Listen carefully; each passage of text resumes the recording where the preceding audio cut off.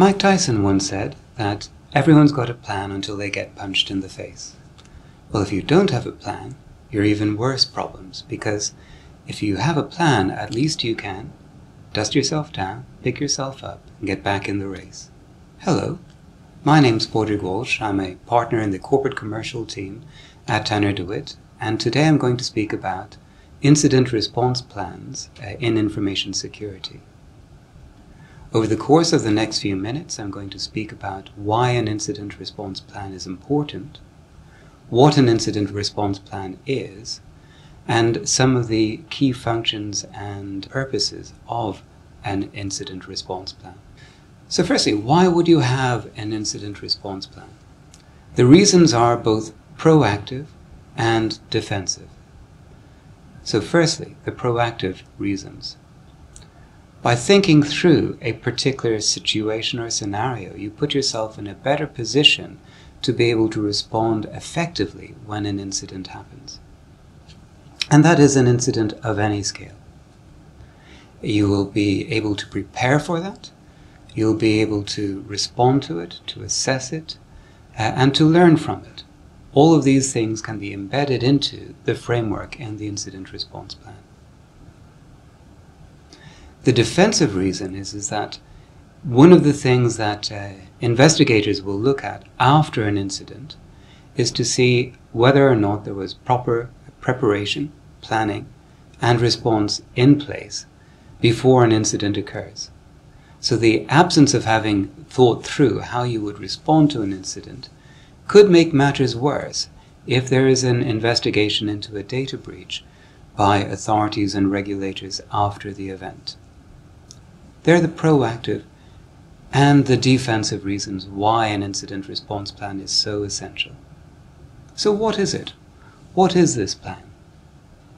Well, let me pause for a moment on the word incident and to draw a distinction between an incident, an event, and a breach, and a notifiable breach. There are four different and distinct categories. An event is simply something that demonstrates that your IT system security is operating as intended and as normal. So for instance, if your firewall appropriately responds to a penetration attempt, that is an event, but it is not an incident because it is simply your system operating in accordance with the protocols that are in place. So all incidents actually are events, but they have an additional characteristic, and that additional characteristic is that an incident occurs where there is an event that does not follow the IT security protocols. So it gives a rise to a risk of exposure of data or unauthorized access. That may not actually have occurred, so not all incidents are breaches, but nonetheless it is something that is worth responding to, worth logging, and worth assessing. A breach occurs when there is unauthorized access or loss of data from the IT systems. So that's a higher standard again to an incident.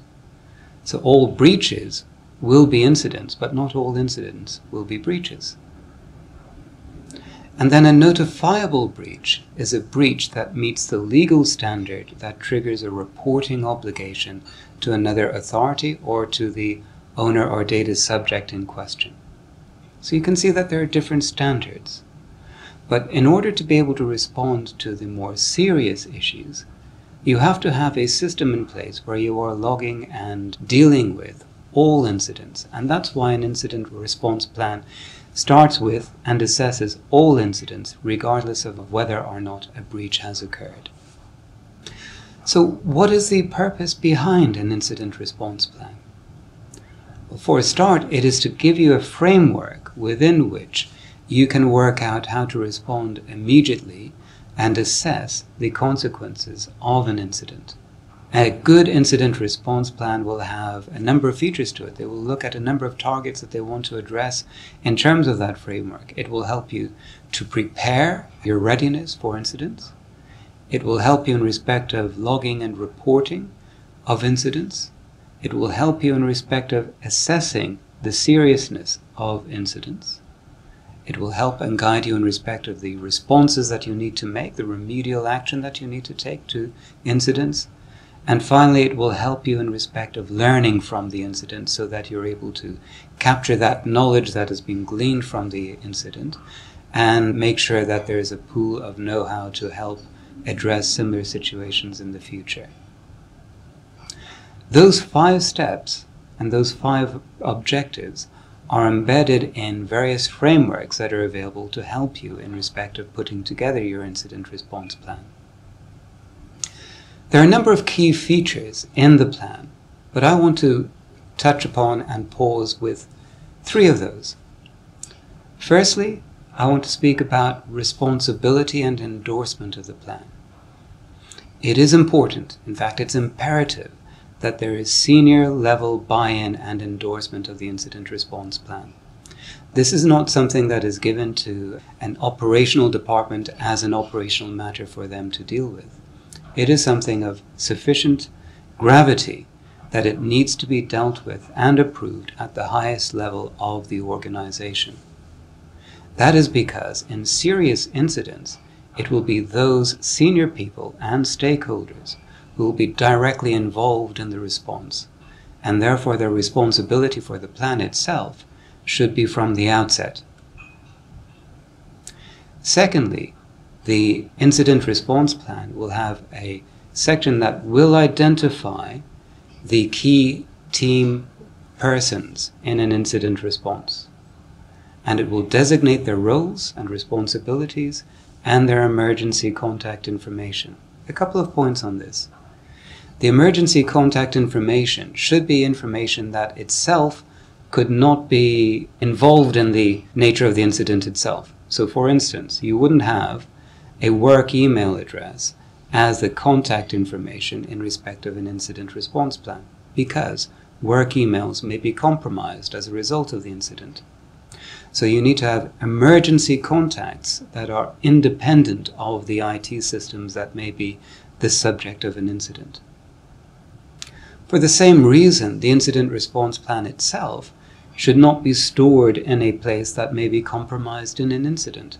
It must be put in a place where people can have access to it when they need it in a timely and punctual way if a serious incident arises.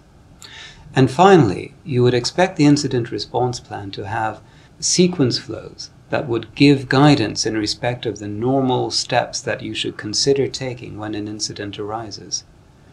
It does not necessarily need to be prescriptive, because you cannot write down and account for the wide range of security incidents that might arise, but it should be something that can give people immediate steps that they can take to make the assessment necessary and the reports necessary once an incident happens. So those are 3 key features of many features that you will find in an incident response plan. But if there's a key message that I would leave you with today, it is that every business of whatever size, of whatever scale, in whatever range of countries, every business must have an incident response plan. Because when an incident happens, if you haven't thought about it beforehand, you won't know what to do. And then it will be a situation where you'll be knocked out rather than be able to get back into the race.